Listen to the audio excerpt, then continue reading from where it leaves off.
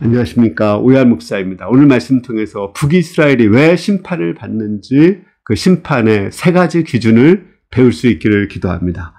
오늘 말씀은 아모스서 7장 7절에서 9절까지입니다.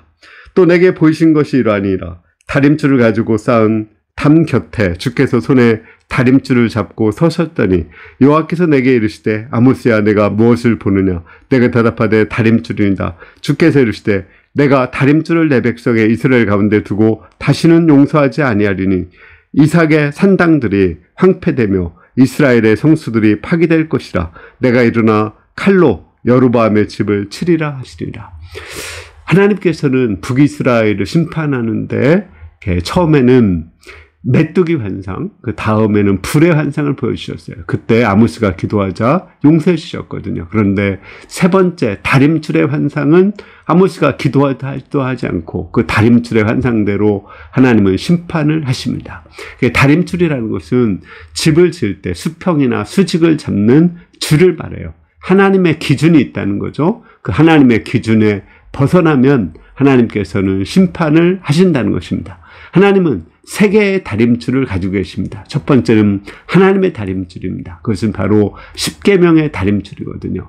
십계명을 어길 때 이스라엘은 심판을 받습니다. 십계명은 하나님을 경외하고 이웃을 사랑하고 공의를 행하는 거죠. 그러나 그들이 하나님을 공경하지 않고 우상 숭배하고 또 이웃에 사랑하지 않고 강자가 약자를 착취하고 빈익빈 부익부 현상이 심화되었을 때 그들은 하나님의 심판을 받을 수밖에 없습니다. 두 번째는 예수 그리스도의 다림줄입니다. 물론 그 시대는 예수 그리스도는 없었습니다. 그렇지만 그들은 오실 예수님을 보고 예수님의 모형인 양이나 염소의 피를 흘려서 회개하고 제사함을 받을 수가 있었습니다.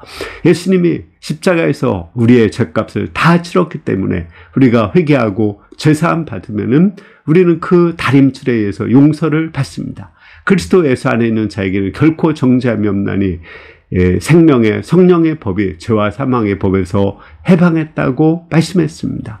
예수님도 십자가에서 우리 대신 정죄당하시고 나도 너를 정죄하지 않는다 했습니다.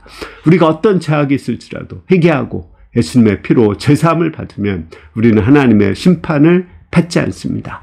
세 번째는 성령의 다림줄입니다. 이것은 예수님이 다시 오실 때 우리를 심판하시는 것입니다. 마지막 예수님 다시 오실 때 그 10처녀 비유 알죠? 5처녀는 성령의 기름을 이렇게 많이 가지고 사회를 밝히는 등불을 가지고 있었습니다. 어둠을 밝히고 사랑과 공의로 그 시대를 밝히고 있었어요. 그러나 5처녀는 기름이 떨어져서 어두워지고 세상의 어둠에 삼킨 바 되고 말았습니다. 이처럼 우리가 다시 오실 그 예수 그리스도의 심판을 멸하려면 성령의 그 다림줄로 심판하십니다. 성령을 충만히 받아서 성령의 기름을 밝히고 어둠을 밝히고 살아야지 우리가 하나님의 심판을 면할 수 있습니다. 결론적으로 하나님은 세 개의 다림줄을 가지고 심판하십니다. 첫 번째는 십계명의 다림줄입니다. 두 번째는 회개한 자를 용서하는 예수 그리스도의 십자가의 다림줄입니다.